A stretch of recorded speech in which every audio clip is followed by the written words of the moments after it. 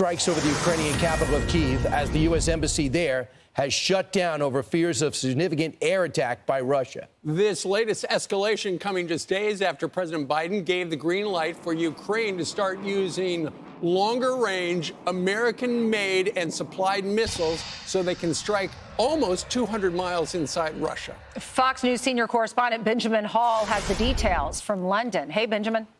Ainsley, Steve, Brian, Lawrence, good morning. Yes, at the moment, the U.S. Embassy in Kyiv remains closed. They are warning of a potential airstrike, or threat of a potential airstrike in the capital, and they've asked all their employees at the moment to shelter in place. And as you say, this comes just one day after the Ukrainians, for the first time, used one of those long-range attacker missiles to strike inside Russia, after President Biden finally gave his approval to do so. Now, the Kremlin has been warning against this for months. They have said that if Washington permits the use of ATACMS, then Moscow would consider the U.S. to be directly involved in the war.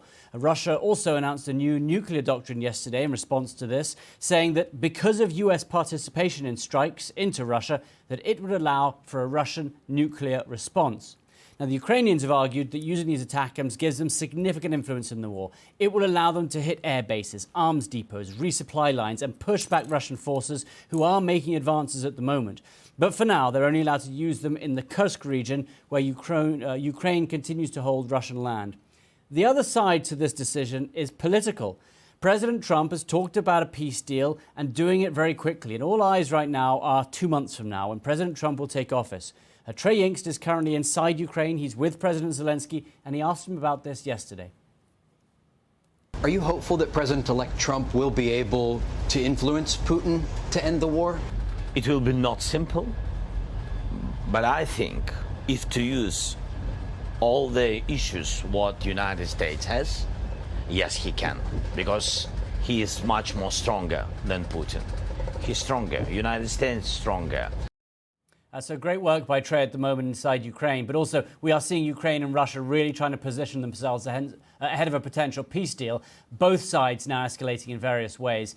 President Biden yesterday gave permission for the Ukrainians to use anti-personnel mines, which has had some criticism from him. But again, the Russians are pushing, the Ukrainians are pushing. They know that in 2 months they will be sitting down. There will be some kind of negotiation that will begin. Guys? Hey, Benjamin, what could you tell us about the undersea internet cables that were cut to Sweden and Finland? Russia says they know nothing about it, but clearly this was a deliberate action, isn't it?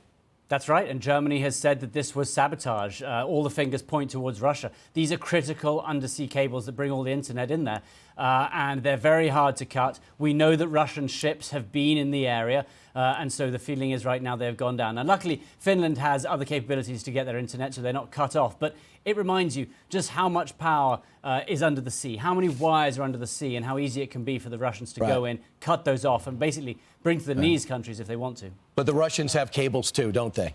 So they should think about that. Thanks, Benjamin.